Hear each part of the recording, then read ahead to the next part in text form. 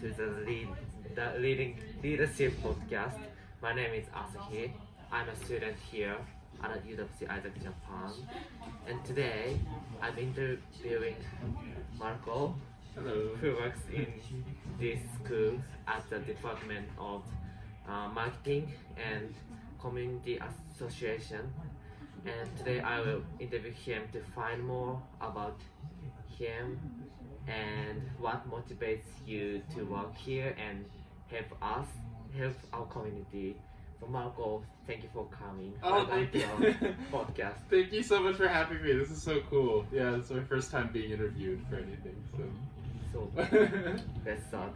So first question, how long have you been working here? Okay, so I've been working here for a year and a year and 4 months now. Yeah. So I started in July of 2019. Yes. So just over a year. Yeah, not that long actually. Yeah. Why did you come? Why did you choose? Or, yeah. Oh, that's it's a like a more complicated question. So I actually saw a job opening for ISAK Yes. right when I graduated college Mm. in like 2018. I was like, oh, that sounds cool. It was like the opening for the position I had, so I applied for it, and I actually didn't get it at the time. Mm. So I was a little disappointed in that, but I really wanted to come to Japan, Yes. so I signed up to teach English, and I was teaching English in Matsumoto. Yes. I was just browsing Facebook one day, and I saw the opening. Like it was like, oh, applications opening. We're hiring for marketing and communications. I was like, wow, I applied for this like 2 years ago, and I didn't get it. So I applied for it again, and I got it, and now I'm here. So yeah. So you are working here for a year and a half. So what is an important value for you to work here? Well, the important value for to work here. I think one of the reasons I really like working here is the community. The community is so great. Like all the students are, I feel like they're like way more mature than I was at your age. So it's really impressive to see for me, and I like how everyone has the idea of why not? Let's go try. Let's try to do it and try to make it happen. And that's kind of catching on with me because before I came here, I was kind of more reserved, and I was like, oh, there's no point in trying anyway. But now I'm kind of getting that attitude, and I like it. Yeah. Okay, so I want to ask your stance when you communicate with students. So you're tough, but I think you're really close to us, and you're really kind to us and friendly to us. So we don't recognize a role, which I feel when I talk with other staffs or other teachers. So I think to make good relationship with people equally is important skill to build leadership skill. So yeah, what do you try to make good relationship with others, and what is your important value to build relationship? Yeah. So when I came here, I'm like one of the only adults that's kind of like around my age. So so it was kind of hard to fit in with the older, more established adults, and like at the same time it was kind of difficult to make connections with the high schoolers. But growing up, I was always the middle kid, so I was like never older or the oldest in my family, and never the youngest. I'm just in the middle, so I kind of have that mediation. But I think what's important for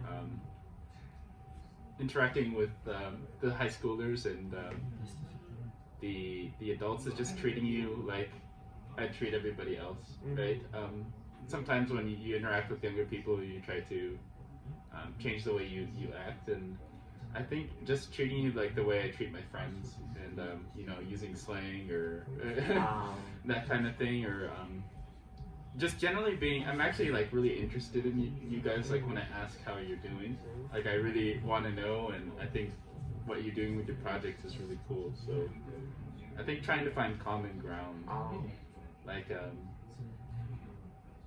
some of the students I'm close with, like you know Sude, we really like art, so we always have something to talk to about that. So I think that's important, trying to find a common ground. So you like art and you like music. So this is one of reason I can feel close to you. And also you look so talented. No. You're taking photos and drawing pictures and playing guitar.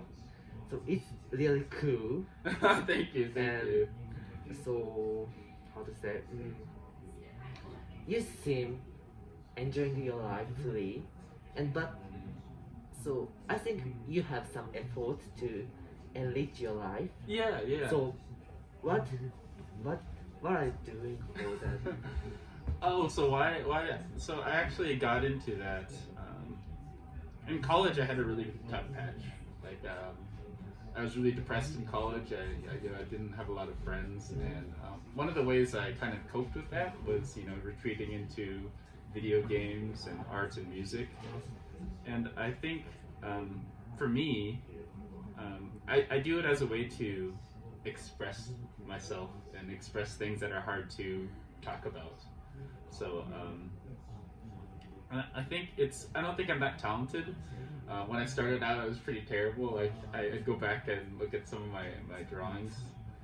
But I think what makes creative work so nice is that you can draw connections from everything.